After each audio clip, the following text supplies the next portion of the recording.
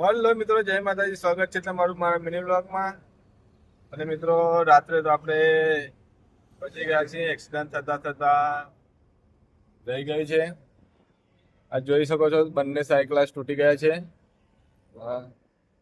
આ નીચેનો નાનો સાયકલાસ આવે એ બી તૂટી ગયો છે. આ ઉપર અહીં મોટો આવે એ તો આખો તૂટીને ગળી જ પડે છે. તો મિત્રો, એમાં થયું કંઈક એવું કે રાત્રે 2 થી 3 ના ગાળામાં હું કોળીમાં ગાડી ભરવા માટે જતો હતો. અને રસ્તો થોડોક મતલબ કટોકટ હતો.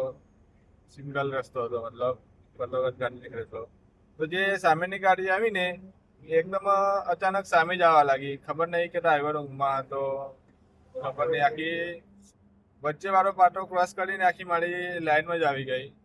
અને મારે પણ ખાલી સાઈડ બહુ દબાવવા આવી નથી, કારણ કે ખાલી સાઈડ ગટર લાઈન હતી. ઓડેલી જો હું ખાલી સાઈડ વધારે દબાવવા જાઉં તો ગાડી ગટરમાં પડી જતી, પલટી ખાઈ જાત. તો મિત્રો, ગમે તેમ કરીને કાબુમાં તો કરી, તો એ છતાં આ સાયકલ ક્લાસ તૂટી ગયા છે બંને. હવે સાયકલ ક્લાસ આગળ કંઈક દુકાને જઈને આગળ દુકાન આવે ત્યાંથી લઈને આપણે નાખી દઈશું. મિત્રો, ગાજ પરનું ડેલ આ જોઈ શકો છો, ગાજ પરનું આગે છે. મિત્રો, એ ટાઈમે તો એવું જ લાગે કે આજ તો મતલબ ગયા, પતી જ ગયા એવું જ લાગેલું. એકદમ નજીકથી મોતને જોઈ લીધી. આમ થોડાક ટાઈમ માટે તો આમ શ્વાસ અદ્ધર થઈ ગયેલો કે આજ તો પતી ગઈ વાત.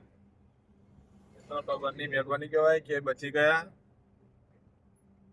તો મિત્રો, ડ્રાઈવરની લાઈફ એટલી આસાન નથી હોતી. ચારે બાજુ મોત તો મંડરાયેલું જ હોય છે. ખબર નહીં કે આ ટાઈમે કઈથી આવી જાય.